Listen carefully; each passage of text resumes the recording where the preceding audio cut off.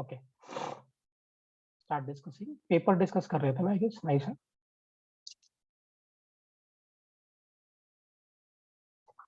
Yeah, we were discussing paper, right? Yeah. Okay. Risha, have you attempted the test? Test attempt किया तुमने? Yeah, sir. How much you got? I have not checked the result. How much you got?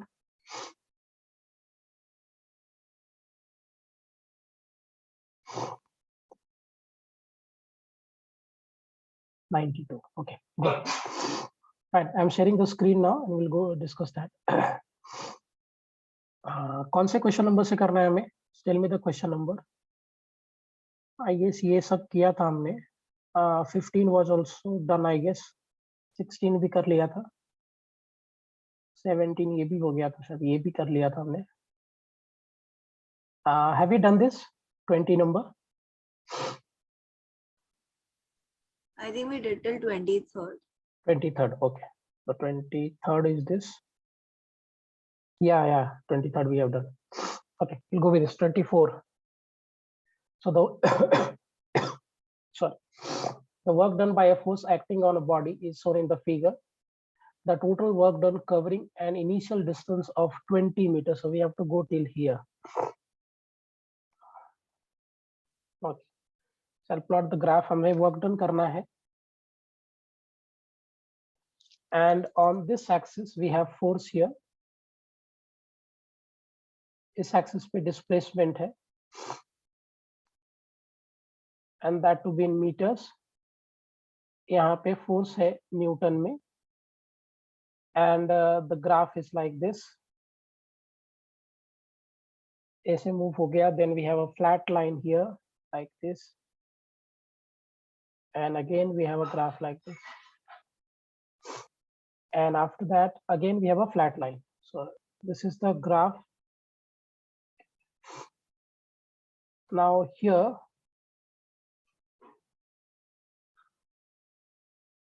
this is what we have here as 10 meters. Sorry, 5, 10, 15. So this is 5 here. यहाँ पे 5 है. Here I have 10. Here I have 15. And then 20. Okay, so इसके corresponding 20 दिया है.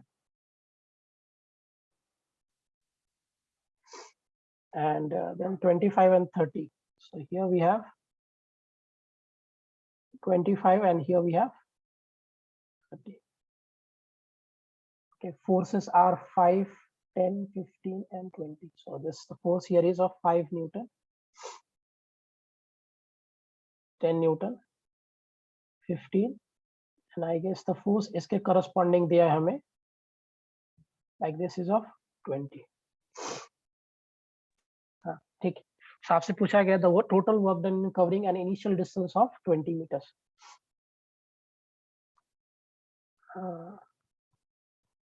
Find total work done in covering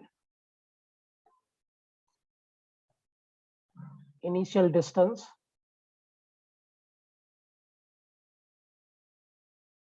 of 20 meters. कैसे approach करेंगे इसको? How will we approaching this? Area of graph. Area ji, correct. हमें पता है force और displacement के graph का area will give us the work done. So first area is this one, A1. ये पूरा area को आप A2 पकड़ लो. And then this area is what? A3. So work done. Excellent, Rishay. So work done will be nothing but equal to area A1 plus area A2 plus of area A3. So that implies work done. ये area निकालोगे कितना हो जाएगा? Half into 5 into 5 plus of 15 minus 5 is 10 into 5. And for this area, it is a trapezium, by the way. So this can be written as half into. Sir, A1 की height 10 है. 10 दिया है. Let me check. हाँ, sorry, 10 दिया है. Okay, so this is 10 into 5. half into 5 into 10 and ये rectangle हो जाएगा 10 into 5 and then this is trapezium. We have half into sum of parallel sides. So 10 plus of 20 into height, which is my 5. Correct? ठीक. So तो 10 into 10 होगा ना second वाला. how much it is? 10. हाँ, ये भी 10 होगा ना बराबर. 10 into 10 हाँ बराबर. So this will be also 10 here.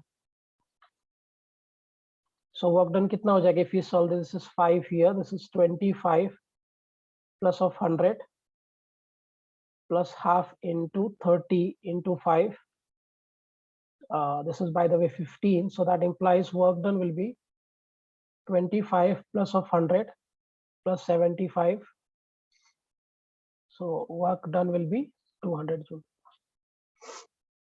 Is that answer?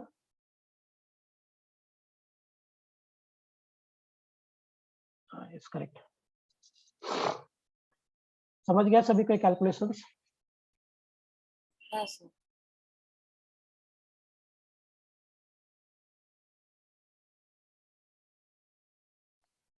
Have you done this way?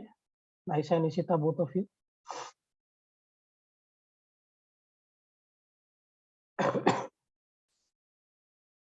Nice, हाँ ऐसे ही सॉल्व किया था इसको. सर वो ट्रायंगल A3 में अगर A1 के बाजू में लेके आ रहे हैं. हाँ चलेगा ना. You can make this as a triangle. अपर वाला और नीचे वाला will be a rectangle. So triangle plus rectangle का एरिया भी चलेगा. Or it is better if we make it trapezium. तो एक ही शॉट में हो जाएगा solving. Sir, I'm saying that the triangle, if we get near A1 over there, directly 20 into 10. Sir.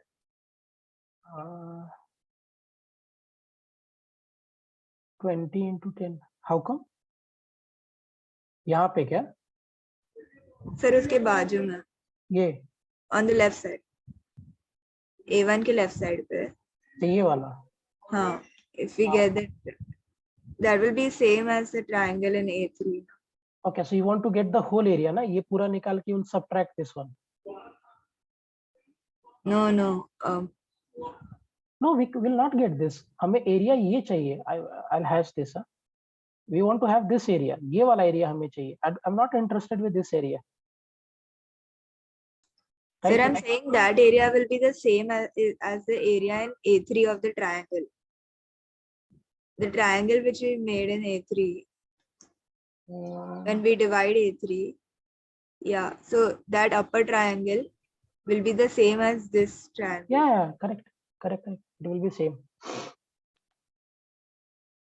Correct, it will be same. Rather, it will be also same. Na? A1 and this triangle area will be same. The Yeah, area so of this A1 and do it as 20 into 10. it can be 20 into 10. Achha, you will get this, and this area is same. So you'll remove. Barabar. Yeah, it can be done that way also. But my point is ना कि why to get so much complex? है ना, इतना confuse करने की, क्योंकि यहाँ पे ग्राफ इजी है, so we can work on that way. लेकिन अगर ग्राफ थोड़ा कॉम्प्लेक्स होता तो it would be very difficult to solve, right?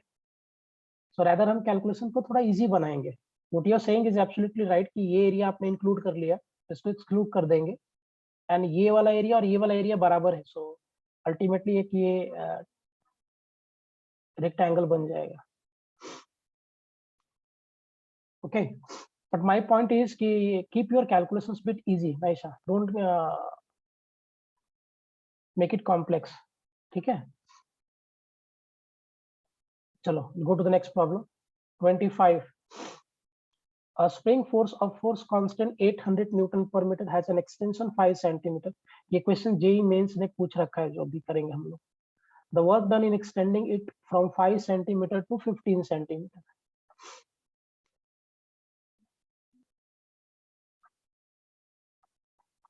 So हमें force constant दिया है 800 न्यूटन पर मीटर का. आपसे पूछा गया वर्क डन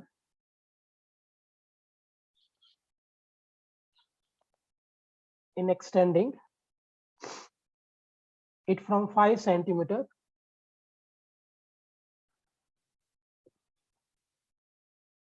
to 15 सेंटीमीटर, ये आपसे पूछा गया। सो वर्क डन कितना होगा? Final potential energy minus of initial potential energy will be my work done. implies work done is half into 800 10 raised to power minus 2 का square minus of half into 800 5 into 10 raised to power minus 2 का square, because the centimeter में साथ will convert that into meters, so this will get cancelled. This is 400 into 10 raised to power minus 4 15 का square minus of 5 का square, so that is work done 4 into 10 raised to power minus 2 a square minus b square, it is a plus b, so 20 into a minus b, which is 10. So work done 8 joules will be the right answer. B option is correct. Is it clear? विषय calculation बराबर था आपका? नहीं sir, calculation में mistake हो गई। Concept ये लगाया था? हाँ। ओके, इशिता तुम्हारा?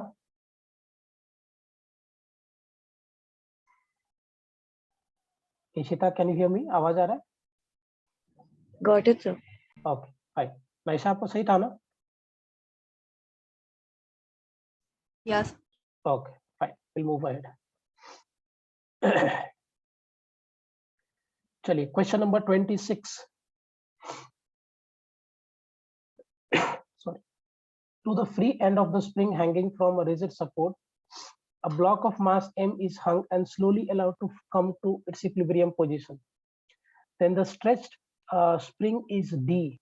If the same block is attached to the same spring and allowed to fall suddenly, the amount of stretching is force constant. It's a good question.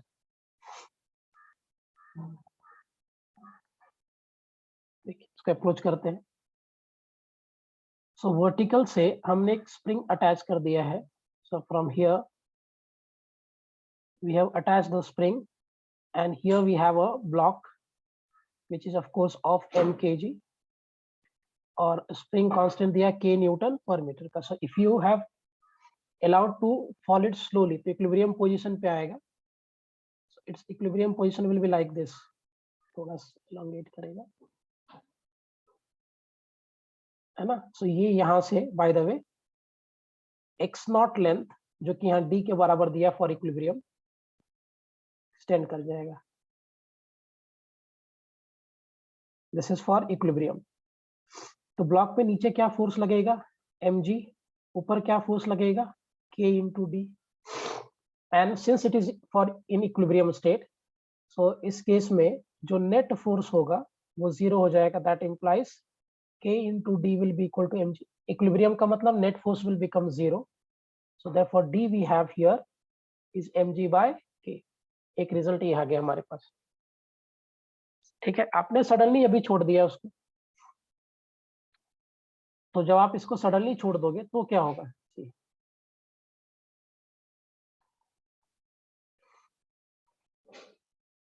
Suddenly छोड़ दिया है तो यहाँ से आएगा ये मूव करना। अभी एनर्जी कंजर्व करना पड़ेगा। ये आपका ये पॉइंट था, यहाँ से डिस्टेंस आपका x था 1 2। So if you have release it suddenly, तो इस केस में भी नॉन कंजर्वेटिव फोर्स कोई नहीं लग रहा। अगर नॉन कंजर्वेटिव फोर्स नहीं लग रहा तो यहाँ भी मैकेनिकल एनर्जी कंजर्व्ड होगा। So mechanical energy at point 1 will be equal to mechanical energy at point 2। Equilibrium के लिए आप फोर्स बैलेंस करोगे, k into d is equal to mg। This will be done for equilibrium state. यहाँ पे आप energy conserve करोगे, so which means mechanical energy at point A will be same as the mechanical energy at point 2। 1 और 2 पे mechanical energy conserved होगा। That is kinetic energy plus potential energy at point 1 will be same as the kinetic energy plus potential energy at point 2। आपने यहाँ से just release किया इसको, तो kinetic will be there for 0। यहाँ पे spring potential energy नहीं होगा क्योंकि स्प्रिंग यहाँ पे स्ट्रेच हुआ नहीं है, but it will have gravitational potential energy because इस वाले पॉइंट को मैंने डायटम पकड़ा है। Please understand this properly.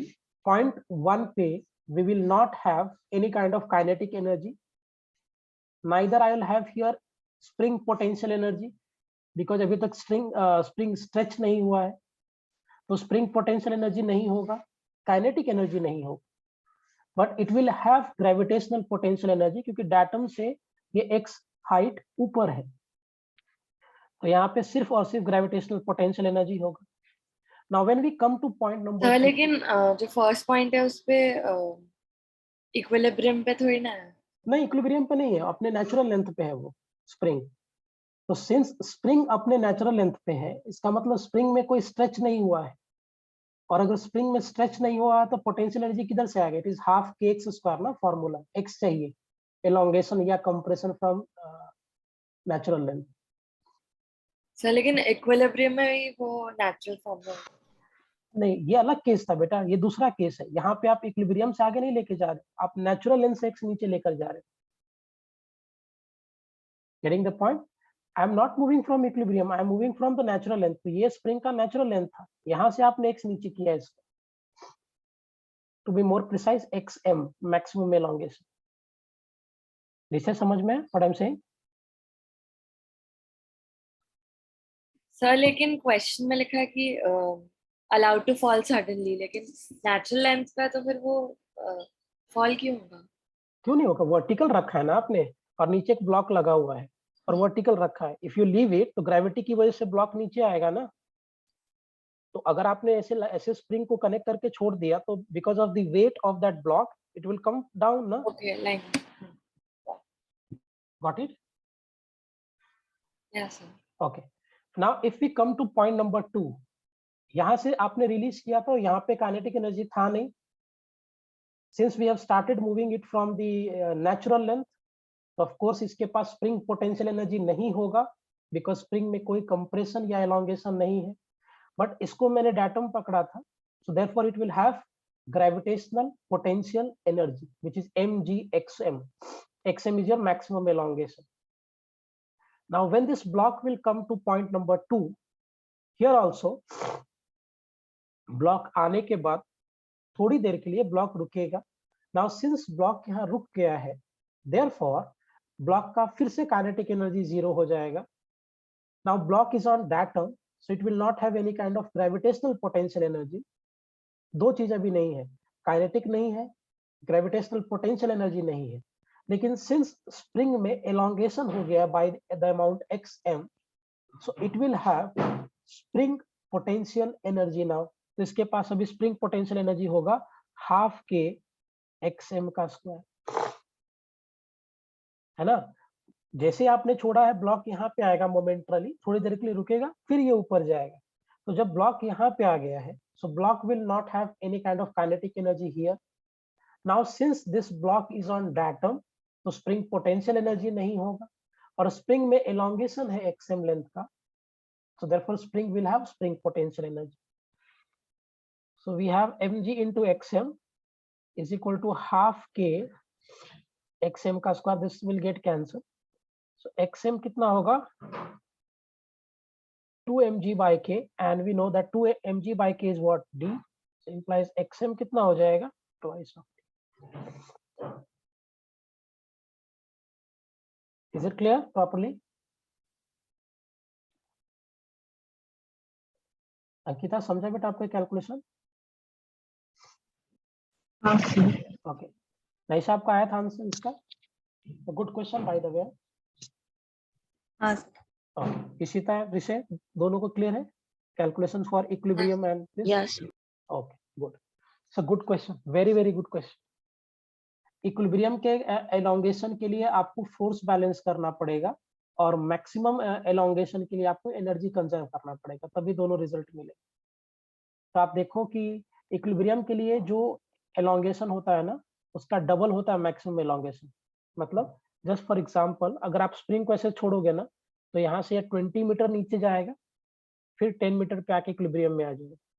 So maximum elongation is double of the elongation at equilibrium position.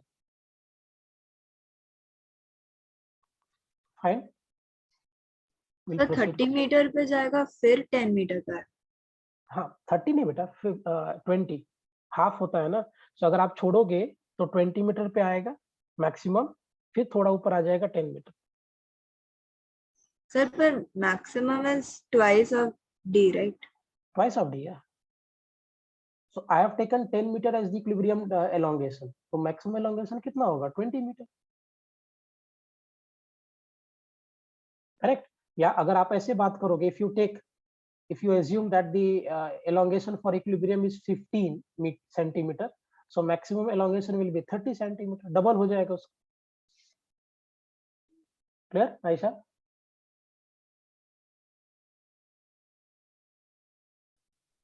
Sir पर वो डी के बाद में डबल हो रहा है. नहीं, अरे नहीं, डी के बाद डबल नहीं हो रहा है.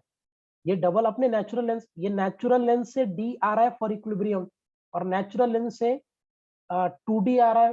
We have taken this from natural length ना. Got it. सो डी या 2D जो आप मेजर कर रहे हो ना, वो इक्विलिब्रियम से नहीं है. That is from the natural length of this string. तो नेचुरल लेंस से डी नीचे आएगा फॉर इक्विलिब्रियम, और नेचुरल लेंस से 2D नीचे आएगा for the maximum elongation. Clear what I said?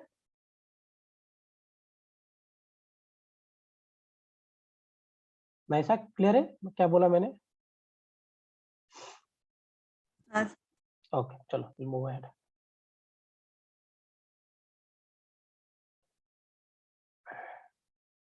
Question number 27 now. IIT JEE advance का question है ये.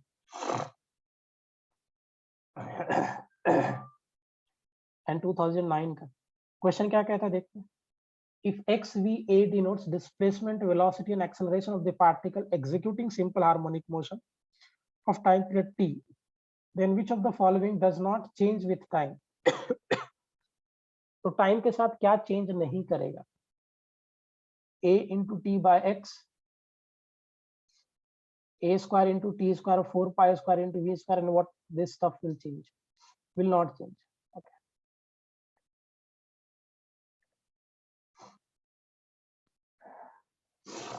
एक पार्टिकल है, वो सिंपल हार्मोनिक मोशन कर रहा है, right?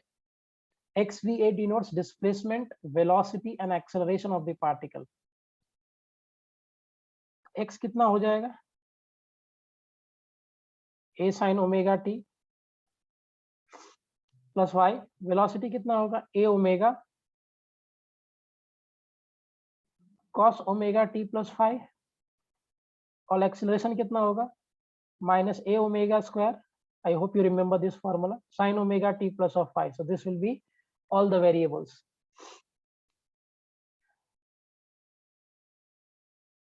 Correct. Sorry. So x हमने लिखा पहले position. That is a sin of omega t plus 5. Then we have velocity, which is a omega cos of omega t plus 5. And then we have acceleration minus a omega square sine of omega t plus 5. So what all stuffs will not change with time? ये पूछा गया है ना कि time के साथ क्या change नहीं करेगा. ओके कैसे इसको एनालाइज करेंगे? देखो इस पे जरा चलते हैं. एक्सेलरेशन मुझे पता है minus of omega square. Can I write a sine of omega t plus 5?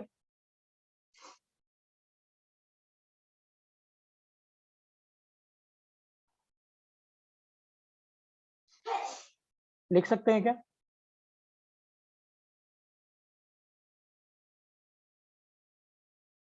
We have to find out कि कौन सारे टर्म्स, ऐसा कौन सा टर्म्स होगा जो इस केस में चेंज नहीं करेगा. पहला ऑप्शन है a square t square 4 pi square v square. Now इसमें क्या होगा? With time acceleration will change and therefore velocity will change. तो पहला ऑप्शन तो चेंज करेगा. Let me go for the second option. AT by V और AT by X. Think on it. कौन सा चेंज नहीं करेगा? I'll hold for a minute.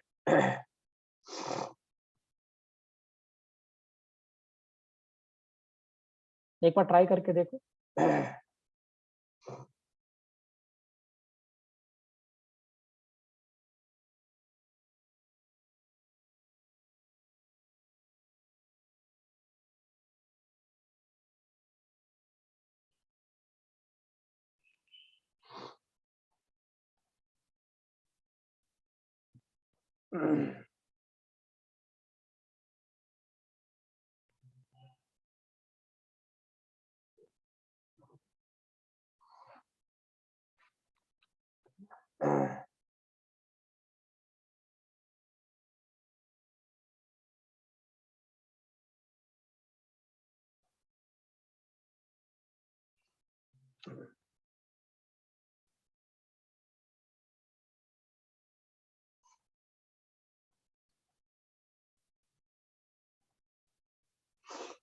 और सोचो.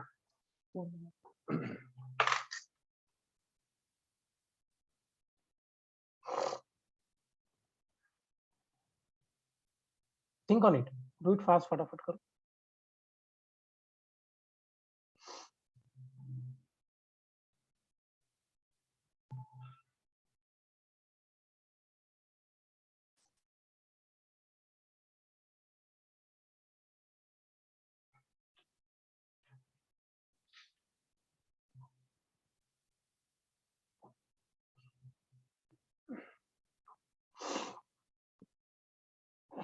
तो गुड क्वेश्चन, इसलिए होल्ड कर रहा हूं. एक बार, एक मिनट ट्राई करो, फिर मैं करता हूँ.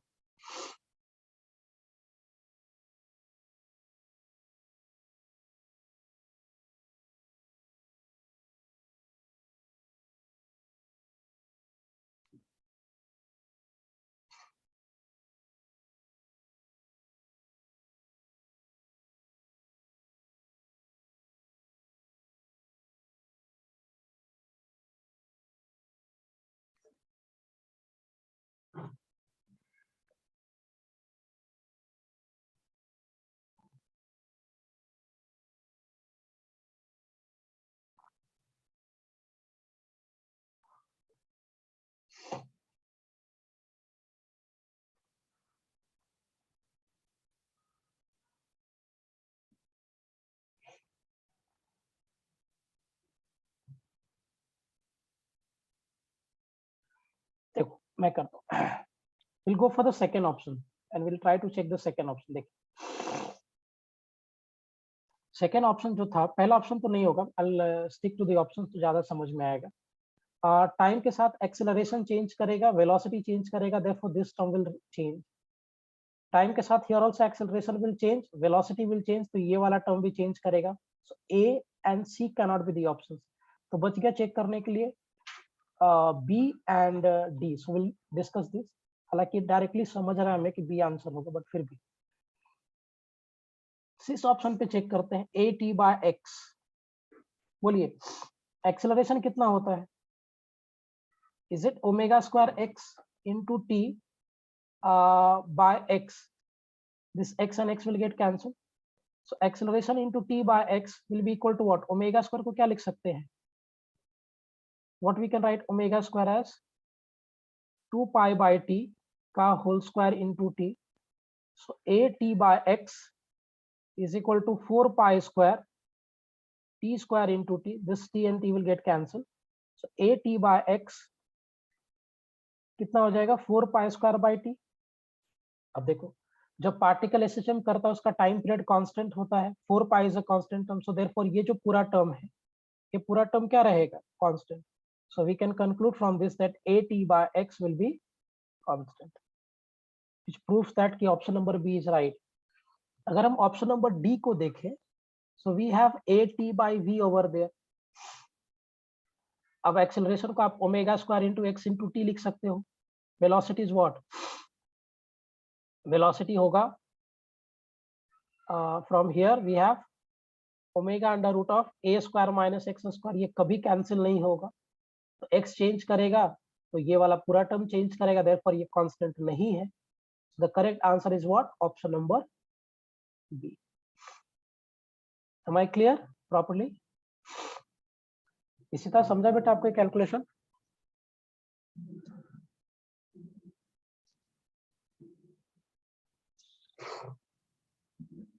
Sir, for a SHM, omega is also always constant. Yeah, omega is always constant. So we can do it that way also. जैसे मैं पहले कर रहा था ना, वैसे भी कर सकते. Basically, omega is time period ना. जैसे मैं पहले कर रहा था, वो अप्रोच भी लगा सकते हैं. Acceleration ये था. I'll do it by second method. Omega constant क्यों होगा? Because time period constant है, and omega is 2 pi by time period. So of course, if time period is constant, so omega will also remain constant. Now acceleration is equal to minus of omega square a sine of omega t. So acceleration हो जाएगा minus of omega square. This is x here by the way. So a by x is equal to omega square, which is 2 pi by t का whole square. So a by x minus 4 pi square by t square. एक t को तो shift कर दो because that is matching with the answer. This is minus of 4 pi square by t. यही same result आया ना, तो ये तो पूरा टर्म कांस्टेंट ही है ना. इसका मतलब a t by x is constant. ठीक है, नाइस है. Which either आपको if you want you can go by first method or you go by second method, जो आपको अच्छा लगे. ऋषा समझा कैलकुलेशन? हाँ sir. Okay. Ankita, Nishita, clear both of you?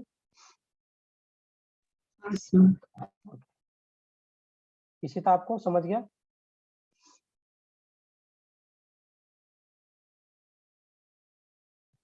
Sir आप एक सेकंड पहले वाले क्वेश्चन पे जा.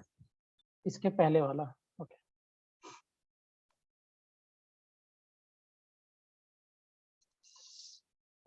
सर यहाँ पर अगर नेचुरल लेंथ पे होगा तो वेलोसिटी उसका 0 नहीं होगा ना, तो काइनेटिक एनर्जी हम 0 क्यों लेते हैं? आपने जस्ट उसको नेचुरल लेंथ से छोड़ा है ना, so you are dropping from the natural length. तो अगर आप ड्रॉप कर रहे हो तो ऑब्वियसली काइनेटिक वेलोसिटी 0 होगा, क्योंकि नेचुरल लेंथ से पहले वो नहीं चल रहा था, वो नेचुरल लेंथ के बाद चलना चालू किया है, तो नेचुरल लेंथ पे तो उसका वेलोसिटी 0 ही होगा ना. Got it what I am saying? आपने नेचुरल लेंथ से उसको रिलीज किया है, तो रिलीज करने का मतलब आप उसको ड्रॉप कर रहे हो. So if you are dropping that, तो ऑफ कोर्स उसका वेलोसिटी 0 होगा, एंड इफ वेलोसिटी 0 तो ऑफ कोर्स उसका काइनेटिक एनर्जी 0 होगा.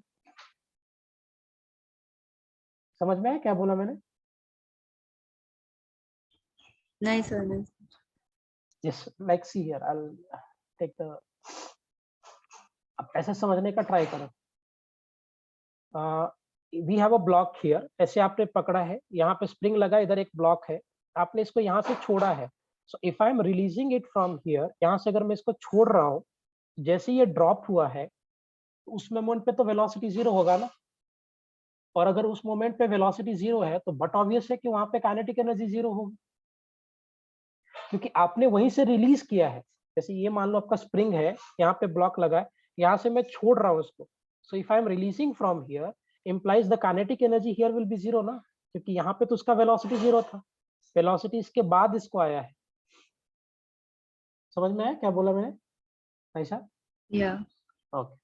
आप देखो, जब किसी भी ऑब्जेक्ट को आप ड्रॉप करते हो या रिलीज करते हो, तो जिस मोमेंट पे आपने ड्रॉप किया है, उस मोमेंट पे तो उसका वेलोसिटी 0 है ना. Velocity will come after some fraction of seconds, but उस मोमेंट पे क्या है? 0, because we are releasing from that point. So अगर उस मोमेंट पे वेलोसिटी 0 है, तो लॉजिकल बात है कि उस मोमेंट पे काइनेटिक एनर्जी भी 0 होगा. तो सिंस हमने यहाँ से रिलीज किया, तो यहाँ का kinetic energy 0, it went to the maximum height, maximum elongation, तो यहाँ का भी काइनेटिक एनर्जी 0. समझ में आ गया पॉइंट ये? Yes. Okay. Is this question clear to everyone?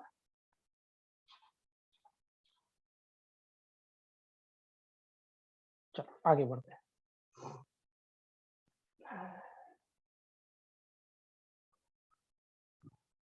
Question number 28.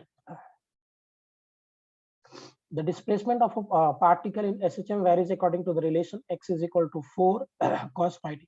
The amplitude of particle is. Okay, तो हमें दिया है रिलेशन में 4 of cos pi t plus sin pi t. Find amplitude of SHM. एक काम करो, हमें ये रिलेशन था cos of pi t √2 से डिवाइड और मल्टीप्लाई कर दो. If I divide it here, 1 by √2 cos of pi t plus 1 by √2 sin of pi t. So x is equal to कितना हो जाएगा? 4 √2. √2 can be written as sin pi by 4 cos pi t, and here √1 by √2 can be written as cos of pi by 4 sin pi by 2. Sin a cos b plus cos a sin b. This is x is equal to 4 √2 sin of pi by t plus pi by 4. Now इसको अगर आप x is equal to a sin omega t plus of phi से compare कर लो, so this proves here that amplitude of this SHM will be 4 √2. Am I clear? ऐसा मैंने class में भी शायद पहले कभी किया होगा. So we have x is equal to 4 cos pi t plus sin pi t. So मैंने √2 से मल्टीप्लाई और डिवाइड कर दिया. So 1 by √2 cos pi t plus 1 by √2 sin pi t. Now 1 by √2 can be written as sin pi by 4. Sin 45 degrees 1 by √2, and here 1 by √2 can be written as cos pi by 4, because cos 45 is also 1 by √2.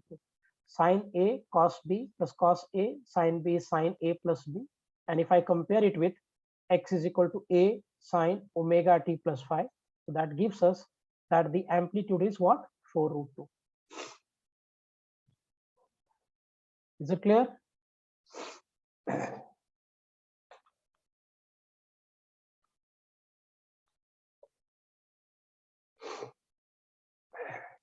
Answer आया था?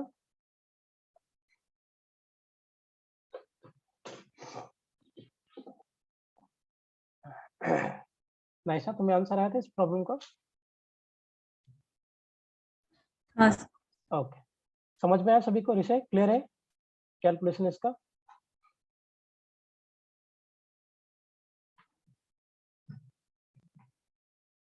Calculation clear है बेटा सबको? Okay, आगे बढ़ते हैं.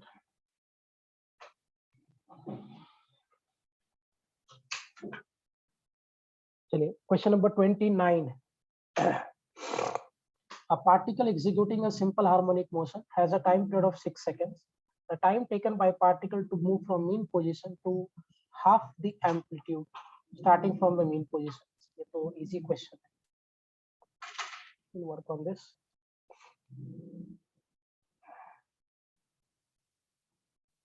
So हमें question में आपसे क्या पूछा गया है? Find time taken by particle to move from midpoint to half of maximum amplitude. यही पूछा गया ना.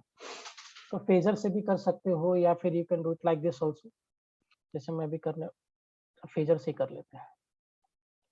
सो मिड पॉइंट, ये एम्पलीट्यूड, ये नेगेटिव एम्पलीट्यूड, यहाँ से स्टार्ट किया पार्टिकल ने मूव करना, and it is going to a by 2. So if I plot the phasor diagram of this, तो अगर आप इसका फेजर डायग्राम बनाओगे,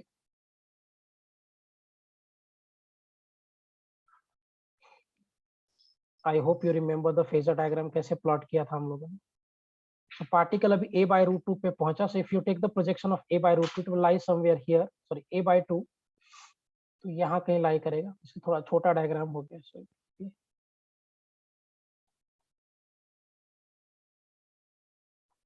a/2, तो बेसिकली पार्टिकल मिड पॉइंट से यहाँ मूव किया, सो पार्टिकल एक्चुअली इतना मूव किया है, this much angle theta. So let me get this angle alpha first. ये आपका एम्पलीट्यूड है, नेगेटिव एम्पलीट्यूड है, तो ये भी एम्पलीट्यूड होगा।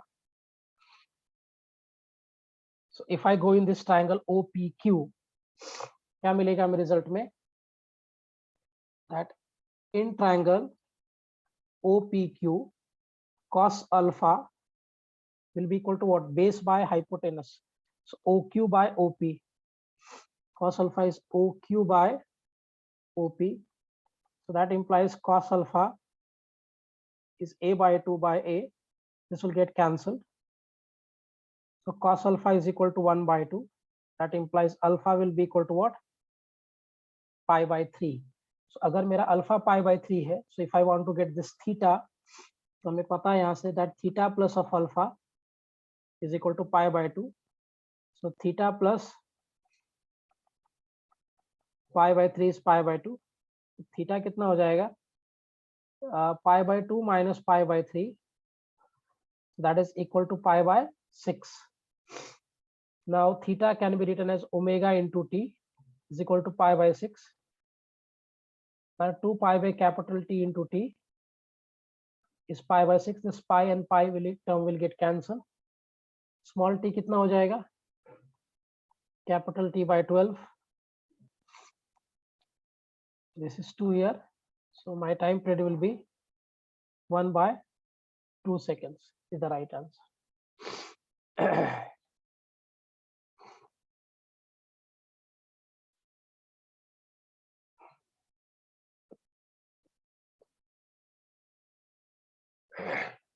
समझ में आया कैलकुलेशन सभी को?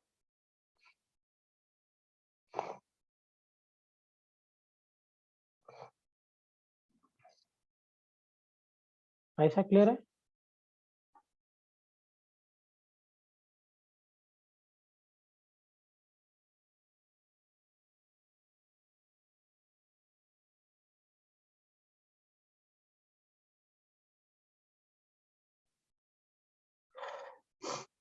ऐसा आंसर आया था इसका?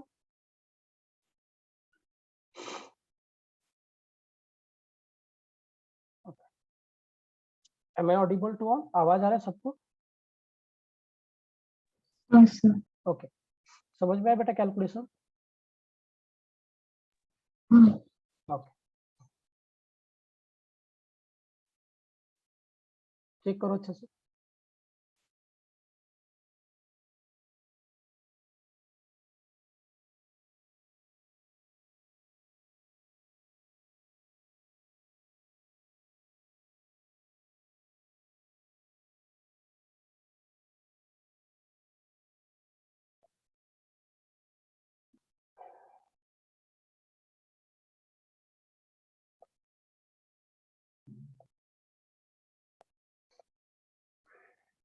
ओके,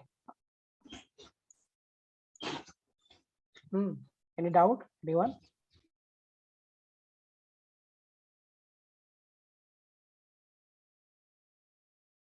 किसी तरह समझ गया बेटा कैलकुलेशन? आगे बढ़ो, ये फेजर डायग्राम से किया मैंने।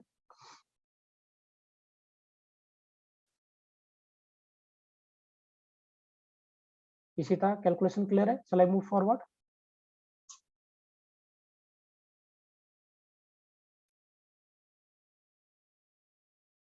ओके, चलो प्रोसीड। क्वेश्चन नंबर 30 इलेक्ट्रोस्टैटिक से। अच्छा, TOW लिखा है इसने, 2 होना चाहिए TW। 2 positive charges of magnitude Q are placed at the ends of a side of side 1 of a square of side 2A. 2 negative charges of the same magnitude are kept at the other corners. Starting from rest, if a charge capital Q moves from the middle of side 1 to the center of the square, its kinetic energy at the center of the square will be. Good question. Easy है but अच्छा सवाल है। AI EEE जब मैं preparation कर रहा था ना, JEE दिया था मैंने, तभी जेई मेंस का जो नाम की जगह पे we used to have AIEEE all India engineering entrance examination, जो अभी चेंज होकर जेई मेंस हो गया। जेई मेंस को ही पहले AIEEE बोलते थे। Okay, so we have a square here.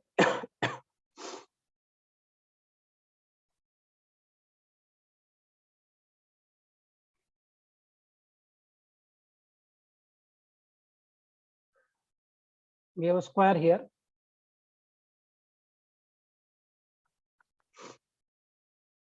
and this square is having a side length of what? 2a. Two positive charges q are placed at the center of side 1. Okay, so आपने यहाँ पे यहाँ रखा है,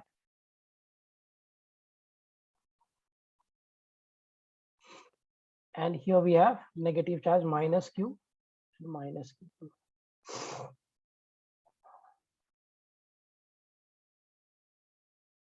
Move to the center of the square. Okay, so यहाँ से move करना चालू किया, सेंटर है, so ये डिस्टेंस आपका a हो जाएगा by the way, and this distance will be also a. ये डिस्टेंस निकालना पड़ेगा, और बाद में ये स्क्वायर के सेंटर पे चला गया, राइट। सो ये इनिशियल पॉइंट है। पहले हम लोग इनिशियल पॉइंट पे पॉइंट नंबर 1 इसको पकड़ते हैं। सो यहाँ पे हम लोग इस पे पहले पोटेंशियल एनर्जी निकालती है, ए पकड़ लो just for this simplicity. At point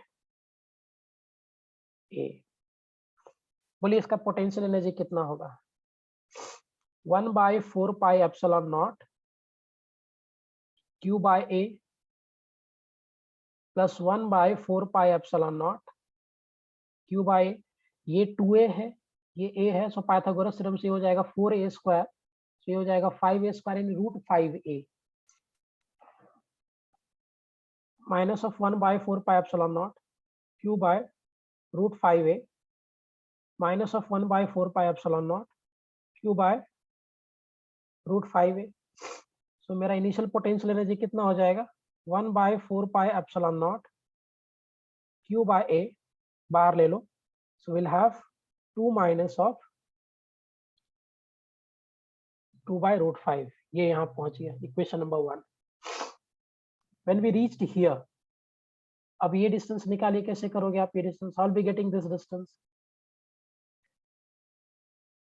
obvious सी बात है कि ये टोटल 2a है, तो ये वाला a होगा, this also is 2a, so it will be also a। तो ये डिस्टेंस कितना हो जाएगा? √2a by using Pythagoras theorem. So total distance was 2a, तो इसका हाफ करोगे तो ये a हो जाएगा। ये वाला डिस्टेंस भी मेरा 2a है, तो इसका हाफ लोगे तो again it is a, so this will be √2a by using Pythagoras theorem. So हम फाइनल पोटेंशियल एनर्जी लिखते हैं, electrostatic potential energy final. So 1/4 pi epsilon naught Q by √2a plus 1/4 pi epsilon naught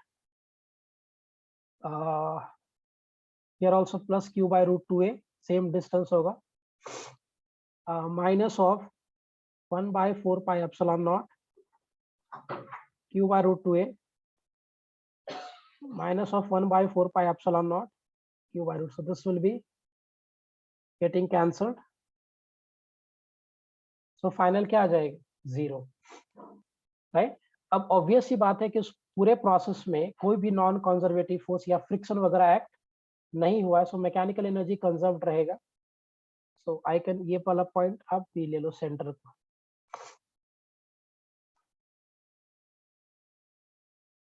so by conservation of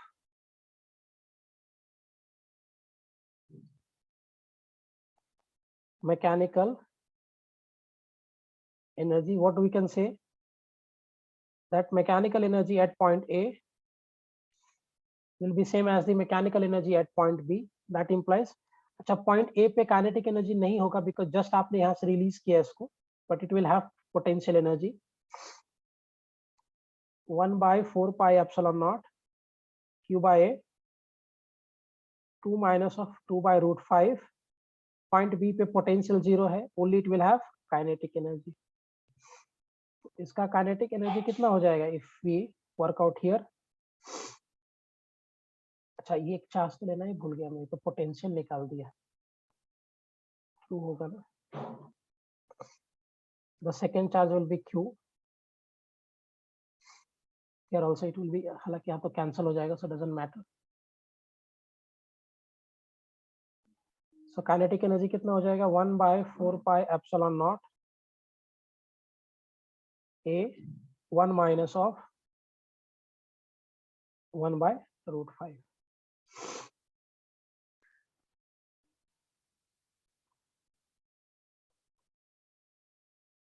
okay, nice answer आया था तुम्हारा इस problem का?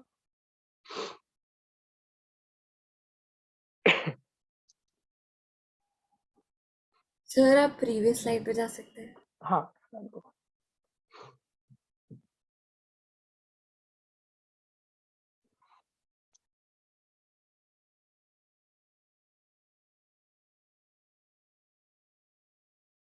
Sir इधर आपने माइनस क्यू क्यों लिया? क्योंकि नेगेटिव चार्ज है ना दूसरा, ये दोनों चार्ज पॉजिटिव था और ये रिमेनिंग दो चार्जेस नेगेटिव था, so therefore I have to take minus ना, इसकी वजह से मुझे माइनस लेना पड़ेगा बिकॉज ये चार्जेस नेगेटिव है, सो ये दोनों चार्ज पॉजिटिव था एंड ये दोनों चार्ज नेगेटिव था।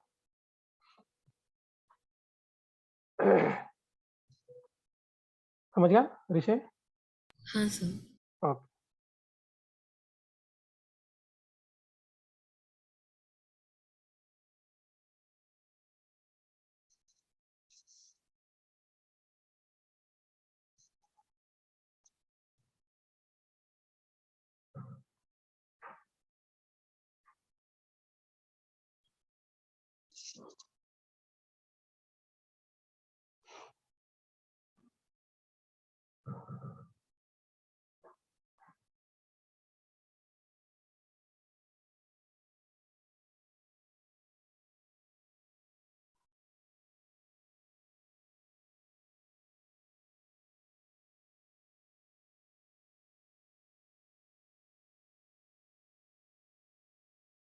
Any doubt?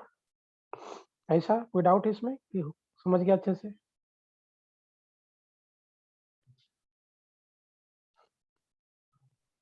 सर हम नेक्स्ट स्लाइड पे जा सकते हम्म,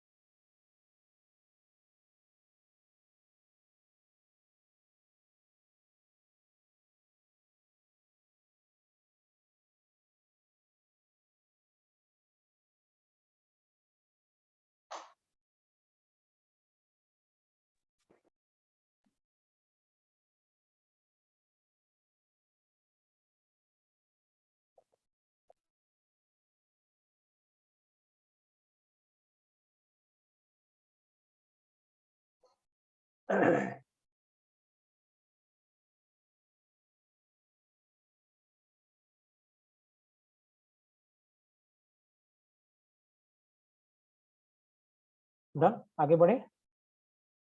अंकिता आपको समझे बेटा कैलकुलेशन ये पूरा?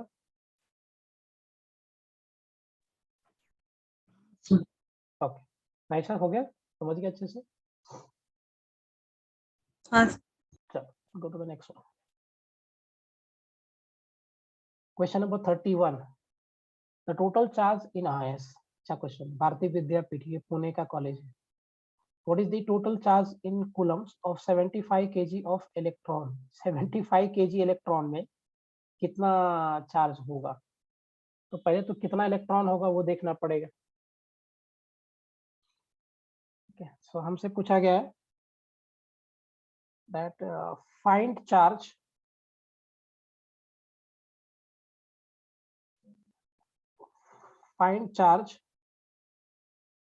on 75 kg ऑफ इलेक्ट्रॉन, है ना, 75 kg इलेक्ट्रॉन पे कितने चार्ज होंगे? Okay, now what is the mass of one electron? So एक इलेक्ट्रॉन का मास कितना होता है?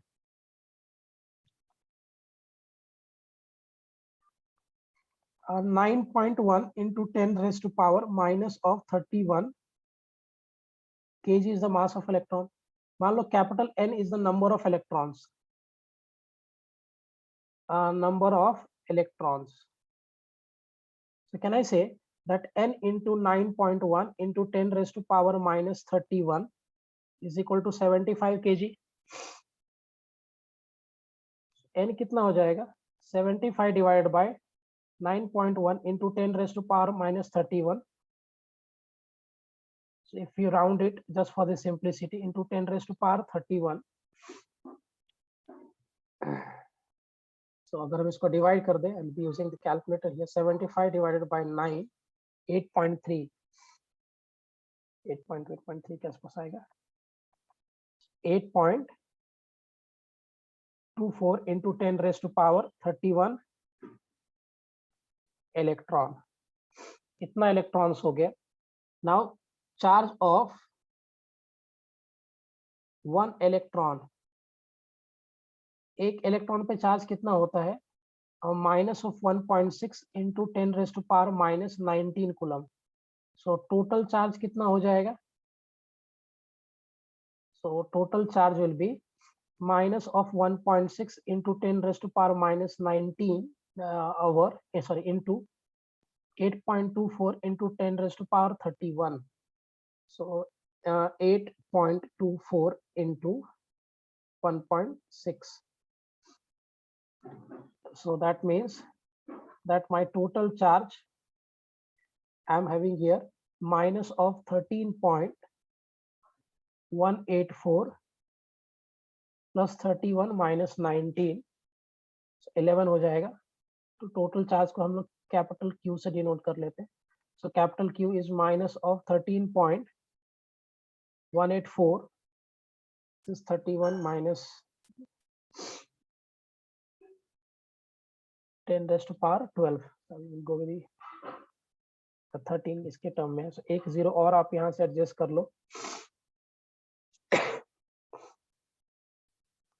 So Q कितना हो जाएगा?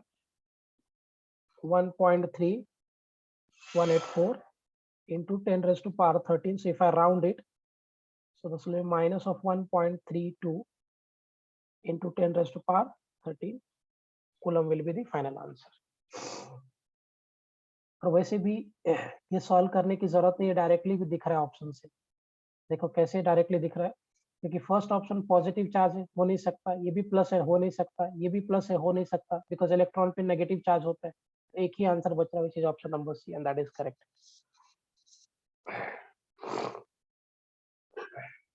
कैलकुलेशन समझ में आया?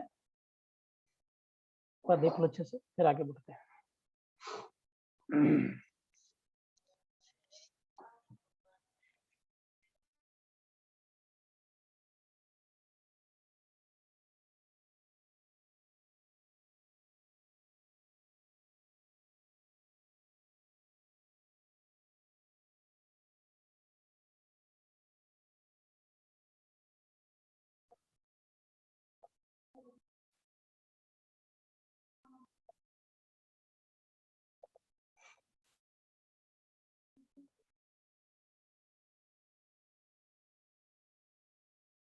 ऋषा समझ गया बेटा कैलकुलेशन ये?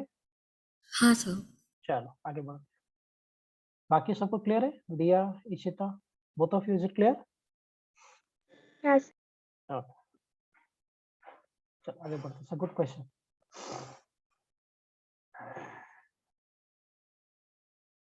Question number 32.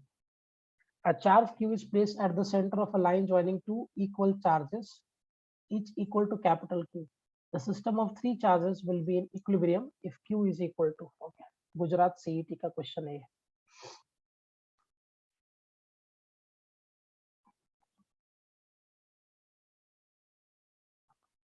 So, एक चार्ज है प्लस Q, डिस्टेंस डी दिया है,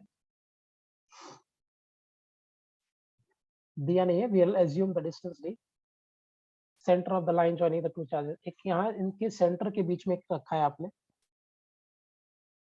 एंड ऑफ कोर्स ये मिडवे है, सो d/2 होगा। अब आप देखिए ये और ये सेम नेचर का चार्ज है, मैंने यहाँ पे प्लस पकड़ा बट हो सकता है ये माइनस भी हो जाए, तो ये सेम नेचर का चार्ज है, सो देयरफॉर ये इस पर रिपल्सन लगा देगा F1। अगर इस पूरे सिस्टम को इक्विलिब्रियम में रहना है तो ये वाला चार्ज को इस पे अट्रैक्शन लगाना पड़ेगा, तभी फोर्स बैलेंस हो सकता है, बिकॉज ये ऑलरेडी इस पर रिपल्सन लगा रहा है, अगर ये भी इस पर रिपल्सन लगा देगा so both the forces will be in the same direction, तो कभी कैंसिल होकर जीरो नहीं हो पाएगा। तो ये इस पर रिपल्सन लगा रहा है, इसको इस पे अट्रैक्शन लगाना पड़ेगा, तभी ये कैंसिल कर पाएगा दोनों फोर्सेस। Is it clear? इसका मतलब कि ये जो स्मॉल क्यू है इसका जो साइन होना चाहिए, नेचर होना चाहिए, वो ये कैपिटल क्यू के चार्ज के ऑपोजिट होना चाहिए। मतलब अगर ये प्लस है इट शुड बी माइनस, और अगर ये माइनस है तो इट शुड बी प्लस, तभी अट्रैक्शन करेगा। बिकॉज अगर ये वाले चार्ज का और ये वाले चार्ज का सेम नेचर होता तो ये भी इसको रिपेल किया होता और कभी इक्विलिब्रियम नहीं होता, राइट? सो ये दोनों तो बट ऑब्वियस है कि रिपल्सन दे रहा है, सेम नेचर का चार्ज है।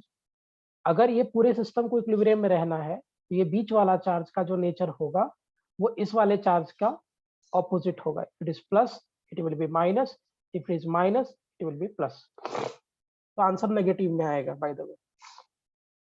ओके, पहले F1 कितना होगा? 1/4 pi epsilon naught capital Q into Q by what? d square. Now F2 कितना होगा? 1/4 pi epsilon naught d by 2 का whole square. F2 is 1/4 pi epsilon naught d square by 4, which means F2 will be 4 into 1/4 pi epsilon naught d square. ठीक है?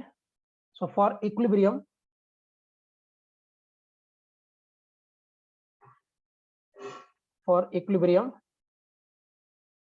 F net क्या होगा? 0 implies F1 will be equal to what? F2. So that is 1/4 pi epsilon naught Q square by d square is equal to 4 into 1/4 pi epsilon naught small q by d square. So 1/4 pi epsilon naught cancel हो गया, एक capital Q भी cancel हो जाएगा, इस d square will also get cancelled, which implies हमारे पास result आया 4 into small q is equal to capital Q. Small q हो जाएगा capital Q by 4, and as we have already discussed कि small q का जो साइन होगा capital Q के opposite होगा, तो precisely I can write this as minus of Q by 4. Is it clear? ऐसा आंसर आया था आपका इस प्रॉब्लम का?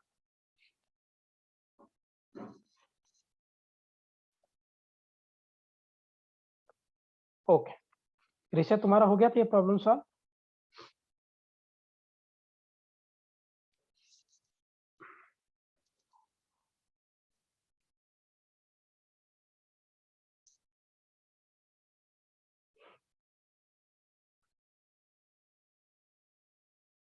हो गया था प्रॉब्लम सॉल्व ये? चल आगे बढ़ते हैं।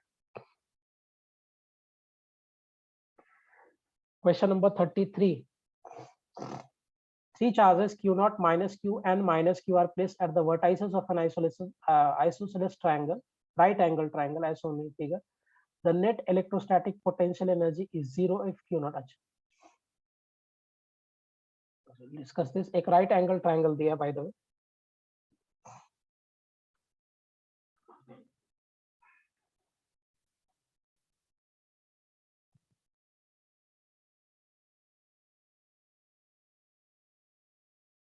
So we have a right angle isosceles triangle. यहाँ पे चार्ज रखा है आपने Q0 minus Q L L. Of course ये डिस्टेंस √2L हो जाएगा, है ना? आपसे कह रहा है कि if the potential energy of system is 0, find value of Q naught such that potential energy of system is 0, है ना। चलो वर्कआउट करते हैं, इसको आप 1 लेकर आ जाओ, 2 3। तो जब आपने पहले वाले चार्ज को लेकर आए थे कोई वर्क डन नहीं होगा, पोटेंशियल एनर्जी 0। सेकेंड चार्ज को लेकर आ गए तो पहले चार्ज की वजह से होगा 1/4 pi epsilon naught capital Q not into Q/L। जब आप थर्ड चार्ज को लेकर आ गए तो सेकेंड की वजह से भी होगा Q नॉट इंटू Q/L, और प्लस फर्स्ट की वजह से भी होगा, तो ये माइनस माइनस मिलकर प्लस हो जाएगा 1/4 pi epsilon not Q² / √2L। So total potential energy कितना होगा, this is U1 plus U2 plus U3, so which means my total potential energy will be minus of 1/4 pi epsilon naught Q/L,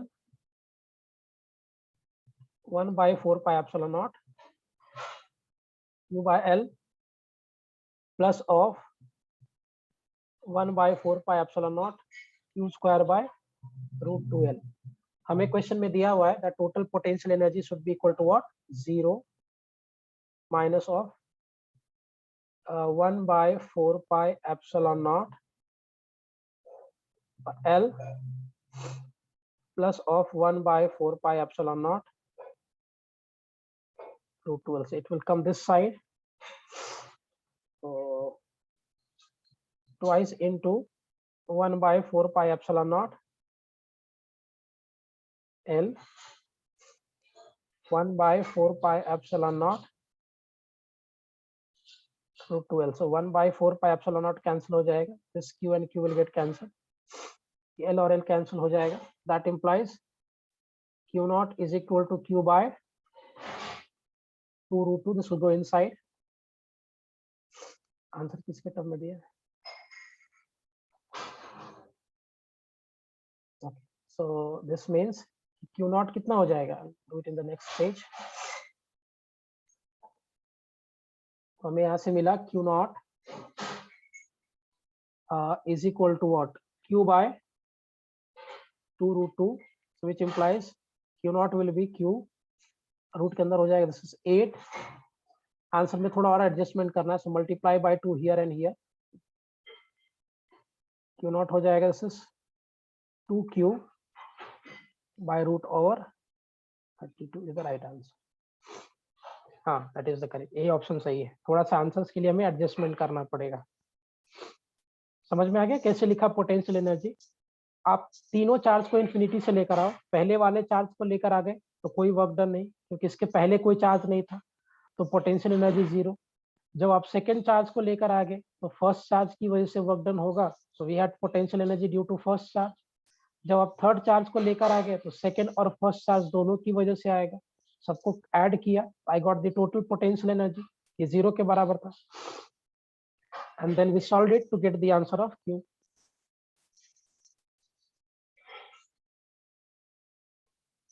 Am I clear?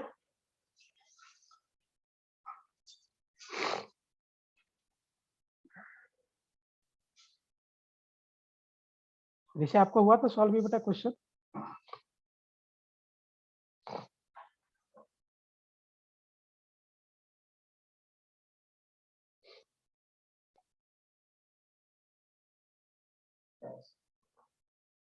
विषय question solve हुआ था? नाइसा तुमसे solve हुआ था problem? हाँ okay, Ankita दिया क्लियर है दोनों को? इशिता? ओके, चलो आगे बढ़ते हैं। Fine, so we'll now go to the next problem. Question number 34. 2 points P and Q are maintained at the potential of 10 volt and -4 volt respectively. The work done in moving 100 electrons from P to Q is, okay. So we had 2 points here. ना हमारे पास 2 point है P and Q. P और Q, small capital Q था. यहाँ का potential दिया V1 10 volt और यहाँ का पोटेंशियल दिया है V2 -4 वोल्ट. आपसे क्या पूछ रहा है? And find work done in moving 100 electron from P to Q. Okay, तो पहले तो चार्ज निकाल लेते हैं 100 इलेक्ट्रॉन पे. So हो जाएगा 100 into 1.6 into 10⁻⁻19 कूलम. तो चार्ज हो जाएगा bye the way 1.6 into 10⁻⁻17 coulomb. ये हो गया चार्ज. वर्क डन क्या होता है? Final potential energy minus initial potential energy. तो वर्क डन हो जाएगा charge into final potential minus of initial potential, because charge into potential is potential energy. So which means that my work will be 1.6 into 10⁻⁻17. Final potential that I have is -4 minus of 10. Okay.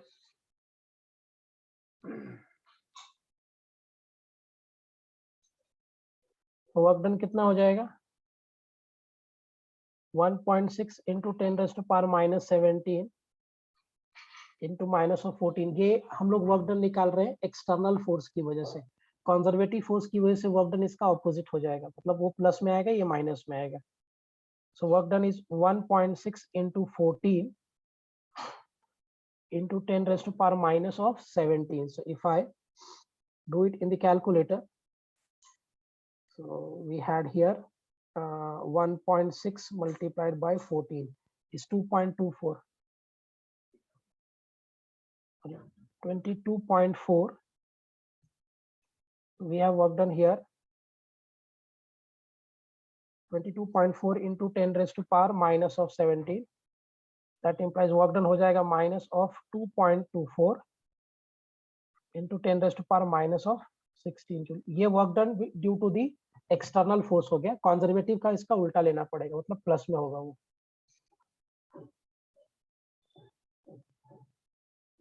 हाँ, आपसे conservative का पूछ रहा था, आपका answer plus में आएगा.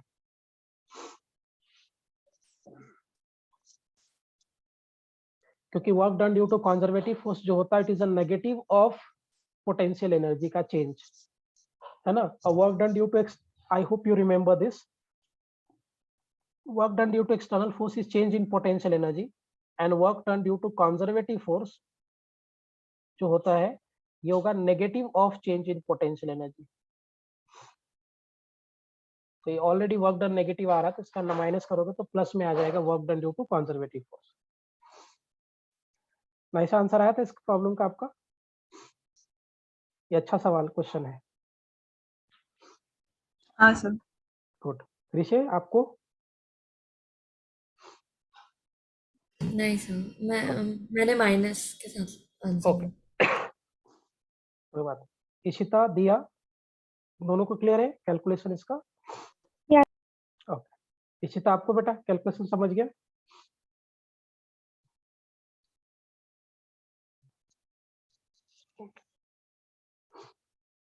अंकिता आपको क्लियर है? ओके, आगे बढ़ते हैं. Ishita, I can't hear you, आवाज नहीं आ रहा आपको मुझे. Fine, will go to the next one. Question number 35.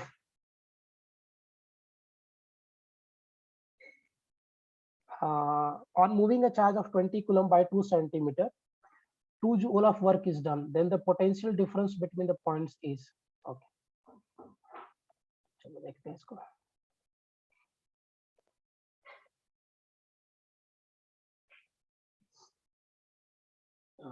So हम एक क्वेश्चन में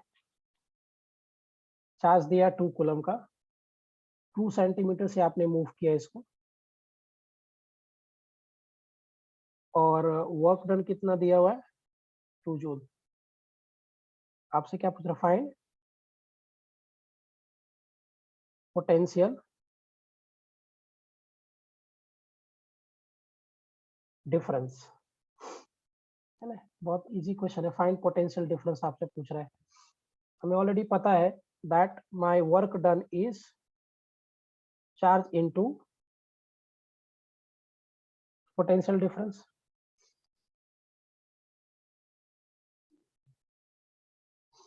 ट्वेंटी कूलम का चार्ज है, ओके, हाँ 20 कूलम का चार्ज, 2 कूलम नहीं है, okay. Charge into potential difference, so यानी पोटेंशियल एनर्जी का चेंज से भी आप निकाल सकते हैं। That work done, potential difference 2 joule का है, दिस इज 10, यानी पोटेंशियल डिफरेंस कितना हो जाएगा, 1/10, 0.1 वोल्ट इज द आंसर। ये इंफॉर्मेशन अननेसेसरी दिया है, इसका कोई यूज नहीं है यहाँ पे।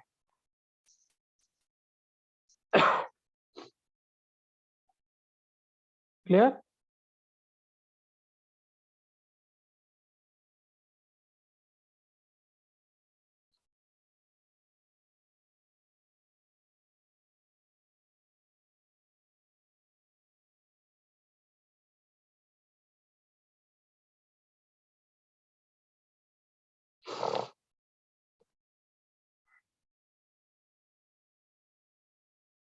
Any doubt in this?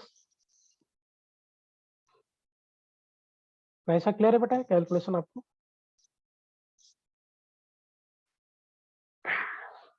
Easy question है by the way. Fine, let's go to the next one, question number 36। A thin wire of resistance 4 ohm is bent in the form of a circle. The resistance across any diameter is, we have a thin wire जो circle के form में bent हो गया है,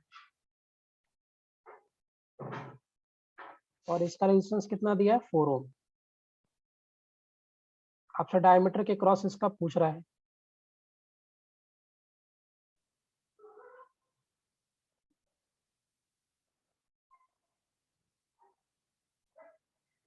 total 4 ओम है,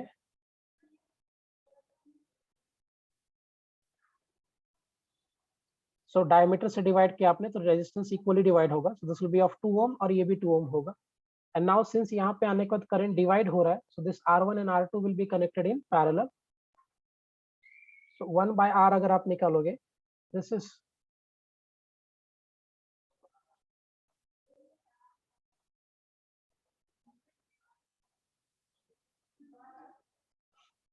LCM हो जाएगा,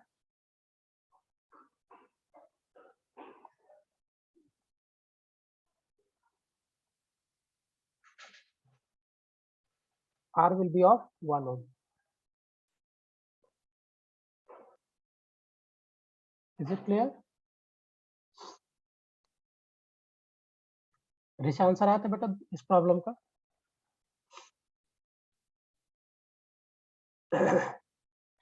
total resistance उन्होंने 4 ओम दिया है और आप डायमीटर के क्रॉस डिवाइड कर रहे हो, सो ऑब्वियसली हाफ हाफ हो जाएगा ना, सो 2 ohm will be here and 2 ohm will be here. Now since यहाँ पे आने के बाद करंट डिवाइड हो रहा है, so this 2 ohm and this 2 ohm they are in parallel, आप इक्विवेलेंट यहाँ से निकाल सकते हो।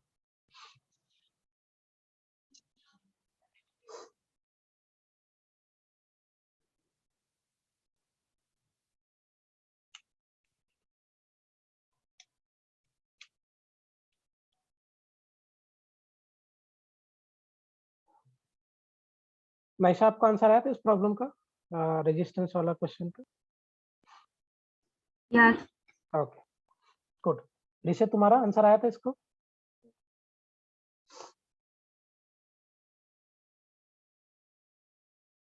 दिया, इशिता, बोथ ऑफ यू, समझ में आया कैलकुलेशन ये?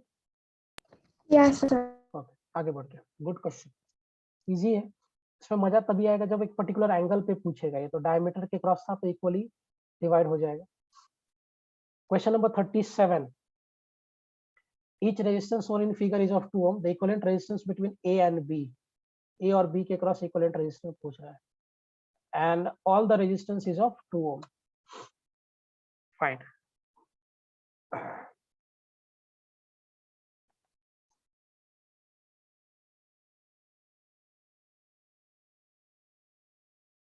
So here we have one resistance. Here we have another resistance.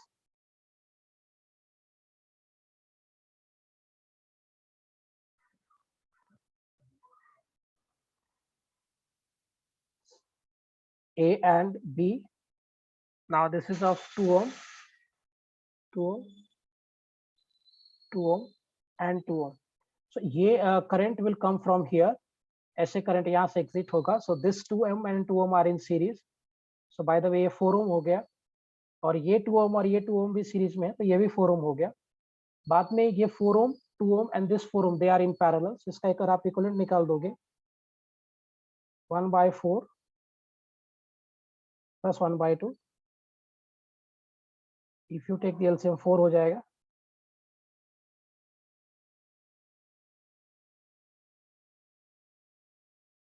That implies R will be of 1 ohm. Easy question था ये. क्लियर है कैलकुलेशन सभी को? अब करंट यहाँ से आया, करंट विल गेट डिवाइडेड. सो इसमें और इसमें करंट सेम जाएगा. So this 2 ohm and this 2 ohm they are in series. Series मतलब R1 plus R2. This is 4 ohm. बाद में ए और ये भी सीरीज में था. 2 + 2 दैट इज अगेन 4. बाद में ये 4 ohm और ये 2 ohm और ये वाला 4 ohm they are in parallel. So 1/4 plus 1/2 plus 1/4 and therefore we got the equivalent resistance as 1 ohm. Vishay, have you got the answer? Yeah, sir. Okay. चलो next पे चलते हैं. Question number 38.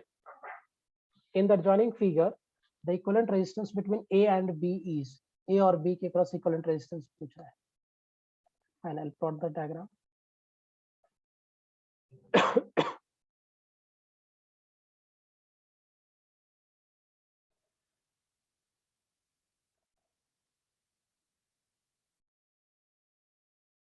This B here.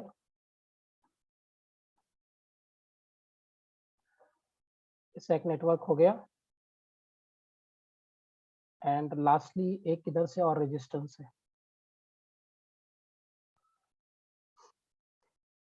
1 ohm, 1 ohm, 6 ohm.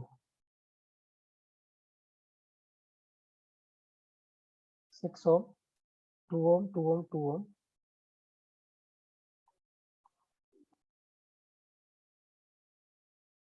And this side we have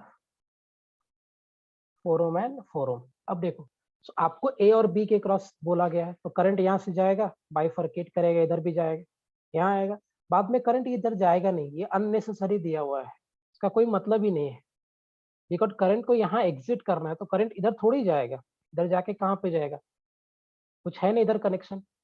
so current यहाँ पे आने के बाद all the currents, जो करंट इधर से पहुंच रहा है ना, यहाँ पे आने के बाद कुछ भी करंट इधर नहीं जाएगा. All the currents will come here.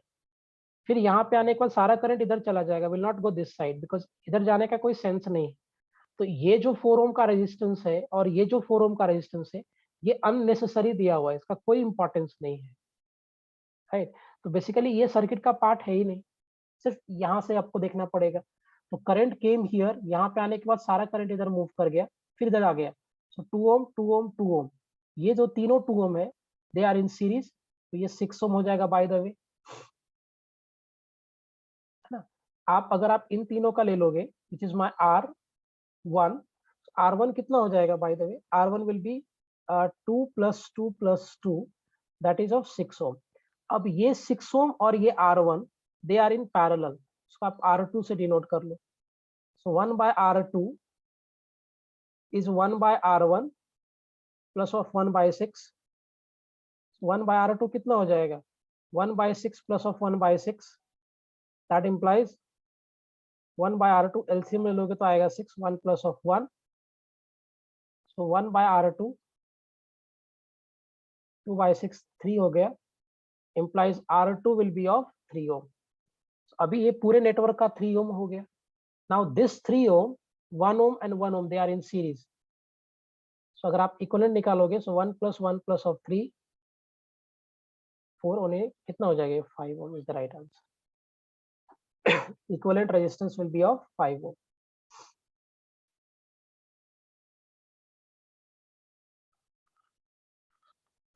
M I clear? ऐसा आंसर आया था बेटा इस प्रॉब्लम का 38 का। इसमें बस यही समझना था कि इधर का जो 4 ओम है और ये जो 4 ओम है ना, ये अननेसेसरी दिया मैंने, इसका तो कोई इंपॉर्टेंस है ही नहीं। तो यहाँ से करंट आया, करंट गेट डिवाइडेड हियर, फिर करंट ये जंक्शन पे पहुंचा, यहाँ पे आने के बाद करंट इधर नहीं जाएगा, all the currents will move here and again the current will come here. यहाँ पे आने के बाद फिर करंट इधर नहीं जाएगा, all the current will move this side. So ये और ये अननेसेसरी है, इसका देने का कोई सेंस नहीं है, इसको हटा देंगे। बाद में this 2 ohm here, 2 ohm and 2 ohm they are in series, 6 ohm, ये 6 ओम के साथ ये 6 ohm parallel which is 3 ohm, and बाद में 1 ohm, 3 ohm and 1 ohm they are in series, that is 5 ओम।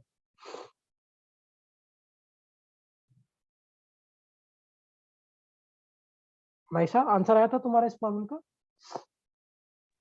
हाँ सर। ओके चलो आगे बढ़ते हैं। बाकी सबको क्लियर है ना? जिसे तुम्हारा आंसर आया था?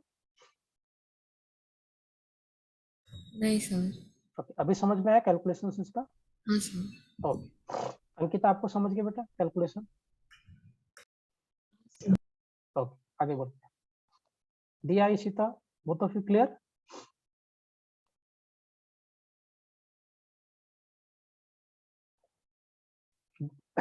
दिया, आपको कैलकुलेशन समझा? Yes sir. ओके आगे बढ़ते हैं।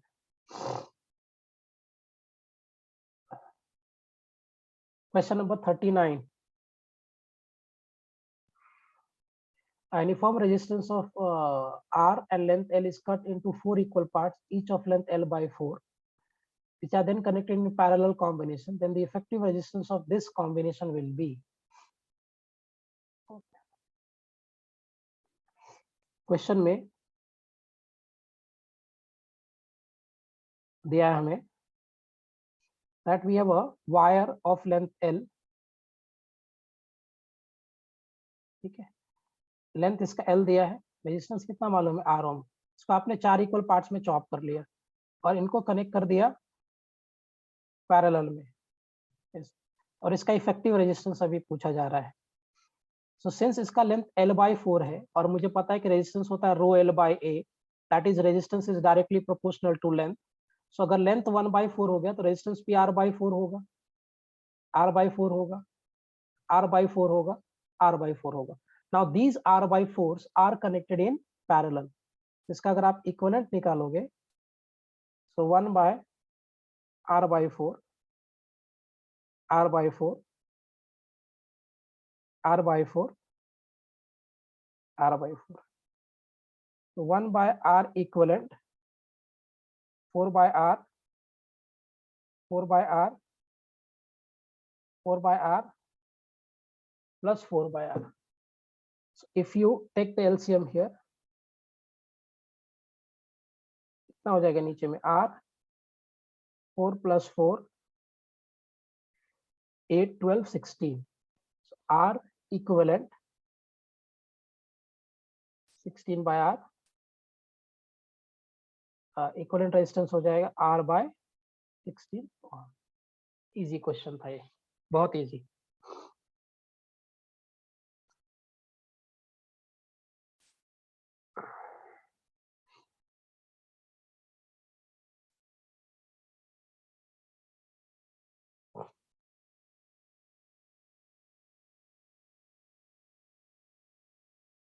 डन?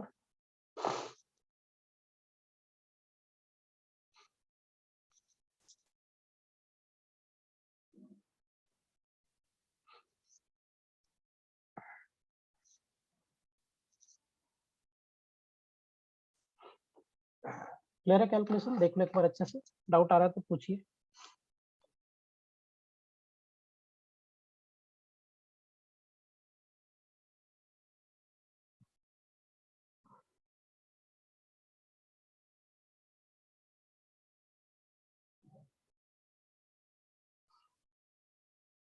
फाइन, क्लियर हो गया, आगे बढ़ो।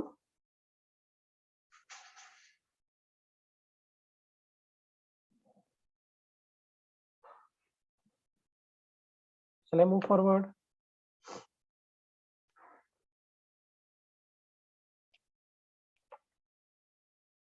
चलो आगे बढ़ते हैं।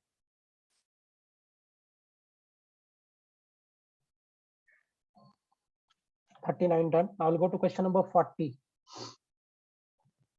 In the figure shown in the magnitude of current shown is shown here. The current I is, इसमें current तो डायरेक्टली हो जाएगा. इधर से 10 एम्पियर आया, 6 एम्पियर इधर चला गया, so 4 एम्पियर इधर आ गया, so 4 एम्पियर प्लस 1 इधर से आ गया, 5 ampere will be coming here, है ना. तो इधर से कितना करंट आएगा? 5 एम्पियर. जैसे यहाँ पे 10 एम्पियर पहुंचा, किरचॉफ्स करंट लॉ लगाएंगे, सो 10 एम्पियर में से 6 एम्पियर इधर चला गया, रिमेनिंग 4 एम्पियर इधर जाएगा. So from here 4 ampere reached here, 1 ampere इधर से आ रहा है, so 4 plus 1 इस वायर में 5 ampere जाएगा, here it will be 5 ampere, और यहाँ से 6 ampere plus 2 ampere, so 8 ampere, 5 ampere plus 8, अच्छा ये रिवर्स चला गया ना इधर, ओके करके देखता हूँ, डायरेक्शन करंट का उल्टा है. सो हमें क्वेश्चन में नेटवर्क बना के दिया हुआ है,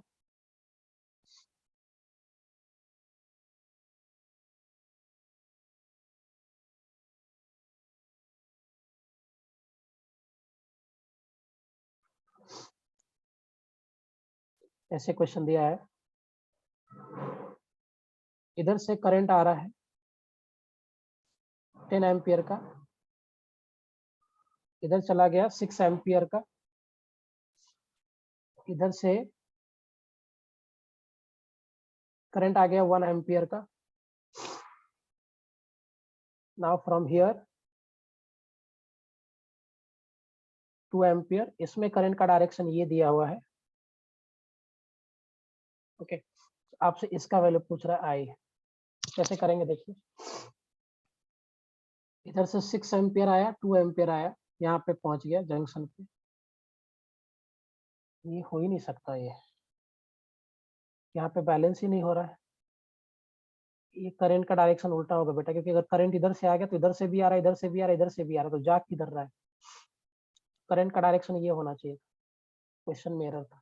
तो 10 एम्पियर यहाँ पहुंचा, 6 एम्पियर इधर हो गया, तो इसमें 4 एम्पियर इधर हो जाएगा, 4 plus 1 इस डायरेक्शन में चला गया 5 ampere, 6 ampere plus 2 ampere, 8 ampere इधर चला गया. इधर आई का जो वैल्यू होगा, दिस इज 5 प्लस ऑफ 8, 5 13, इधर आ जाएगा 13 ampere. Direction of current was wrong in this wire. हाँ आंसर बराबर था, डायरेक्शन रॉन्ग, क्योंकि अगर करंट इधर से ऐसे दिया होता तो इधर से भी करंट आ रहा है, इधर से भी आ रहा है, इधर से भी आ रहा है, तो जा किधर रहा है.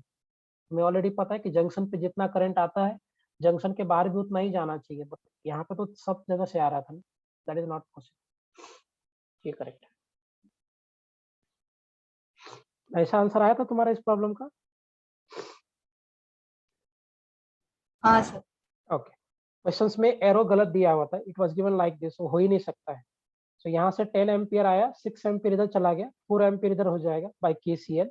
तो 6 एम्पियर 2 एम्पियर, तो इस वाले वायर में 8 एम्पियर जाएगा, 4 एम्पियर रीच हियर, यहाँ से 1 एम्पियर आया, so 4 plus 1 5 ampere here, and बाद में इधर आई, this is 8 plus 5, so 13 ampere will go in this wire. That is the answer final. Risha तुम्हारा हुआ था बेटा सॉल्व ये? हाँ सर. ओके चलो आगे बढ़ते हैं. इजी क्वेश्चन था, केसीएल पे करेंगे, Kirchhoff's current law. Question number 41. The current in simple series circuit is 5 ampere. When additional resistance of 2 ohm is inserted, the current drops to the 4 ampere. The original resistance is.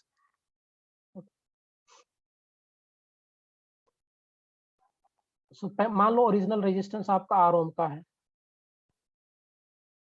So let me have that original resistance is of R ohm. So V is equal to I into R लगा देंगे, voltage वही होगा. First case में कितना current जा रहा है? 5 ampere का. सेकेंड केस में आप लोगों को क्या बोला गया कि एडिशनल 2 ओम का रेजिस्टेंस आपने लगा दिया, so current drops to 4 ampere. So current 4 ampere हो गया व्हेन इट इज 2 ओम का extra resistance. So this is 4R plus of 8. दोनों इक्वेशन का लेफ्ट हैंड साइड सेम है.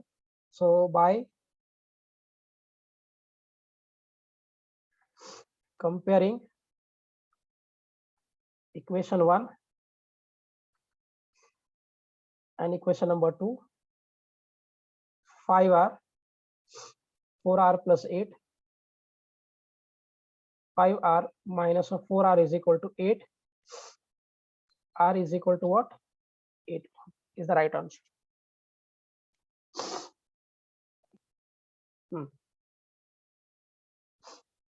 अंकिता समझा बेटा कैलकुलेशन ये 41.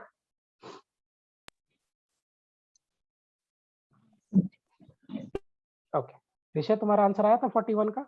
हाँ सर। ओके नाइशा आपको? हाँ सर। Okay very good. दिया आपको समझ गया 41 and 40 both? Yes sir. Ishita? Okay. Fine, we'll go ahead.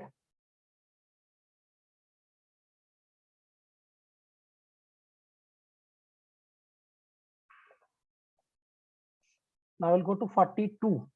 Again ये KCL है 42 नंबर. इसको ओरली कर ले. 1 एम्पियर यहाँ आया, 3 एम्पियर यहाँ गया, 2 एम्पियर यहाँ गया. सो गया कितना? 2 + 3 5 एम्पियर और आया इधर से 1 एम्पियर. सो ऑब्वियसली इधर से 4 एम्पियर आएगा क्योंकि जंक्शन के बाहर जा रहा है 3 + 2 5 और जंक्शन पे आ रहा है 1. इधर से आना चाहिए 4 ना. इसका आंसर 4 एम्पियर होगा. Yes 4 ampere. डायरेक्टली ये KCL से बनेगा, किरचॉफ्स करंट लॉ. इधर गया 3 एम्पियर, इधर गया 2 ampere. So total current moving out of the junction is 5 ampere और इधर से सिर्फ 1 एम्पियर पहुंच रहा है. तो रिमेनिंग 4 एम्पियर को इधर से आना पड़ेगा. तो आया 1 + 4 5 या 3 + 2 5. So the current in this wire will be of 4 ampere. चलो go to the question number 43. Two concentric coils of 10 turns are placed in the same plane. The radii are 20 centimeter and 40 centimeter. Carries a current of 2 ampere and 3 ampere. A current respectively in the opposite direction. Okay. The magnetic induction in Tesla at the center is.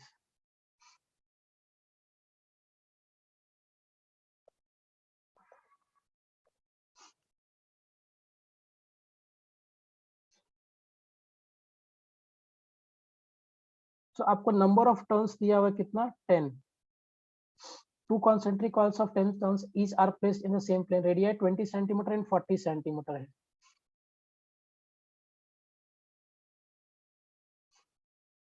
Okay. So इस case में हमें दिया है radii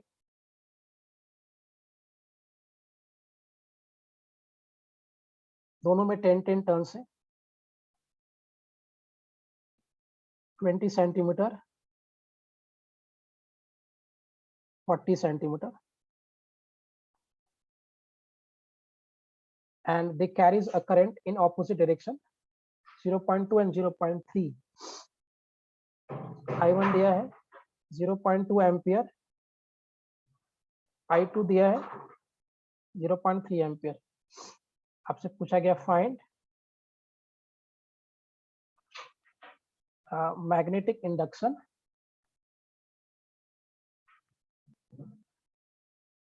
eight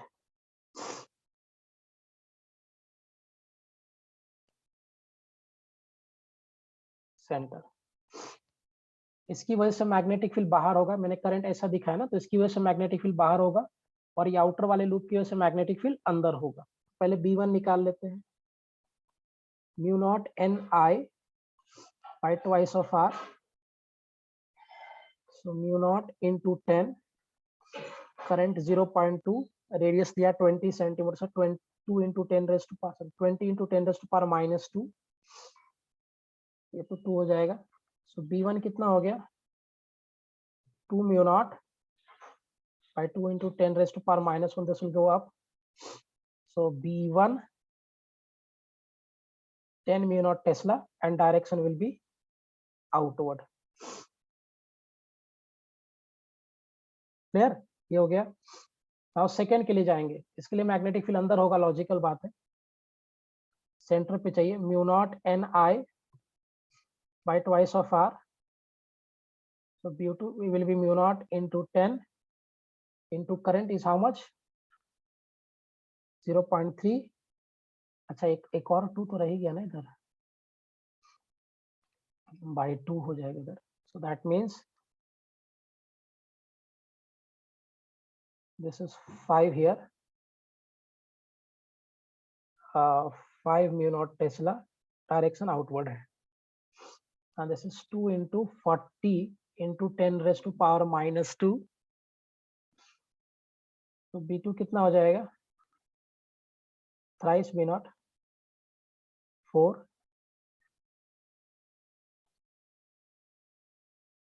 तो B2 कितना हो गया 15 mu naught by 4, and current इसमें clockwise में, तो magnetic field will be inside, so they are of the opposite direction, तो subtract कर लेंगे इसको, net magnetic field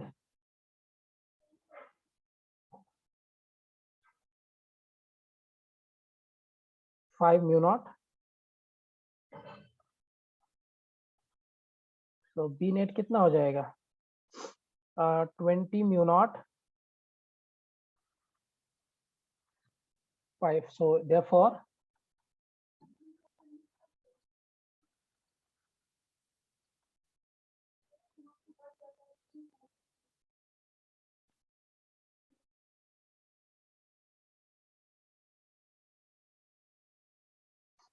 क्लियर है पॉइंट ही, सिंस दोनों डायरेक्शन करंट का डायरेक्शन ऑपोजिट था, सो देयरफॉर मैग्नेटिक फील्ड का भी डायरेक्शन ऑपोजिट होगा, इसकी वजह से मैग्नेटिक फील्ड बाहर होगा और इसकी वजह से मैग्नेटिक फील्ड अंदर होगा, तो बाहर को डॉट से बताएंगे, अंदर को क्रॉस से बताएंगे, and since they are having opposite direction, so therefore net magnetic field के लिए आप इसको सब्ट्रैक्ट कर लो। ऐसा आंसर आया था आपको प्रॉब्लम का? हाँ सर। ओके, बाकी सबको क्लियर है? दिया, Ankita, clear both of you? Yes. Okay, ठीक, आगे बढ़ते हैं। गुड क्वेश्चन, इजी था, अच्छा सवाल है। Question number 44, the magnetic flux linked with the coil is given as at Weber, so t is equal to 1 second पे induced EMF कितना है? Okay.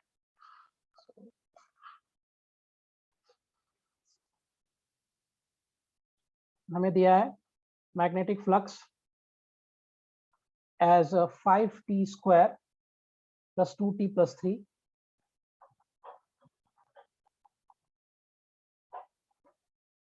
Weber, find induced EMF in volt at t is equal to 1 second.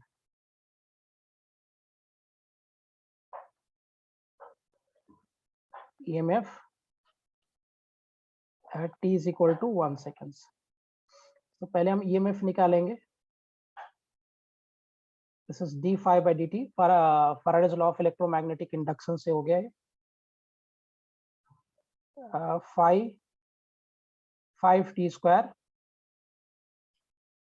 2t plus 3 by dt, which means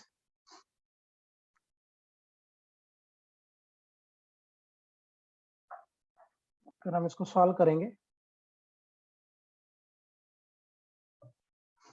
5 into dt square by dt dt by dt plus d3 by dt, so if you differentiate this, EMF हो जाएगा 5 into twice of t plus 2, और ये 3 constant है तो इसका differentiation 0 होगा, so EMF will be 10t plus 2 volt. आपसे पे कहाँ पे पूछा गया है, so they are asking us to get at t is equal to 1 seconds, implies EMF 10 into 1 plus of 2, EMF will be equal to what? 12 volt. आ गया था answer?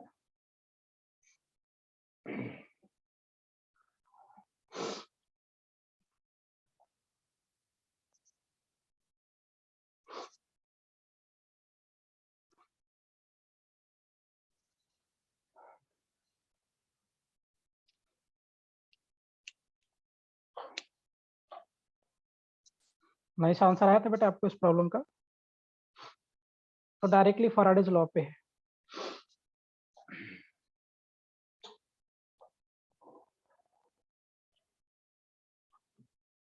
हाँ, हो गया था solve?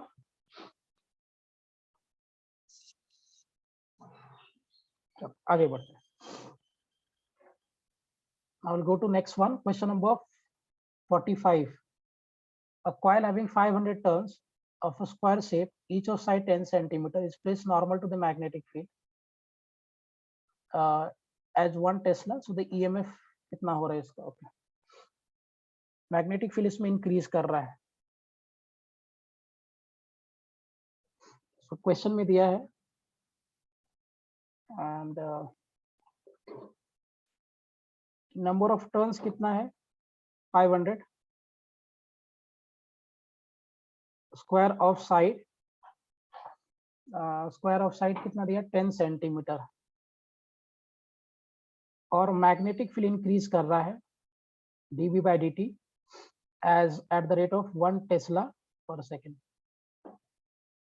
So find induced EMF. ठीक है.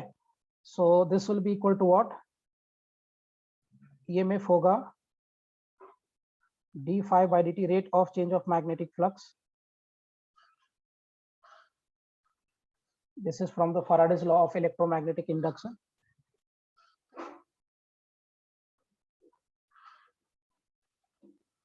ठीक है. अब once we have this, magnetic flux को हम लोग लिख सकते हैं BA into cos theta. Theta is of course 0. So magnetic flux होगा B into A और multiplied by total number of turns, क्योंकि सारे टर्न से फ्लक्स पास करेगा. EMF हो गया D into N into B into A by dt. Number of turns 500 constant है, area constant है 500 into 10 into 10 into 10 raised to power minus 4 centimetre में था. So we'll convert that into meters. Into what do we have? dB by dt. EMF कितना हो जाएगा? 5 into 10 raised to power plus 4 into 10 raised to power minus 4 into dB by dt आपको 1 दिया है. So implies that EMF induced will be 5 volt. This is the final answer. यानी -5 volt, क्योंकि minus sign of course इसके साथ move होता है. Lenz law से देखोगे तो minus sign will be there.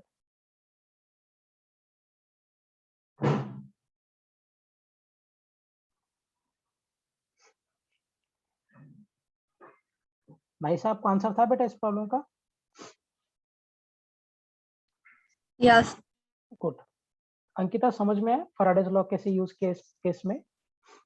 Okay. बाकी सबको क्लियर है? दिया, इशिता, बोथ ऑफ यू?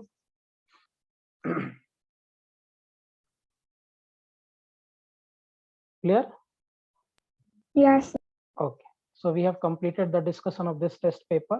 खत्म हो गया. 45 क्वेश्चन था, लास्ट था ये. ठीक है. So will stop here. Next class में मतलब जब हम वेडनेसडे को लेक्चर करेंगे, आई will be starting with circular motions, है ना. तो अभी 3 टेस्ट हमने कर लिया. हर टेस्ट में 45 क्वेश्चंस किया. शायद I guess we have done, और शायद 1-2 टेस्ट में 25-30 क्वेश्चंस भी था. तो शायद हमने 200 क्वेश्चंस किया अप्रोक्सीमेटली. अब वेडनेसडे के लेक्चर में आई will be starting with circular motion.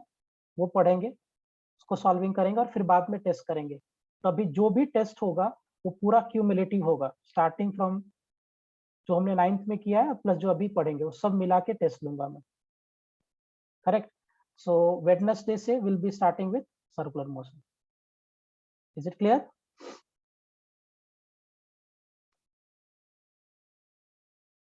Fine. So we'll close for today then.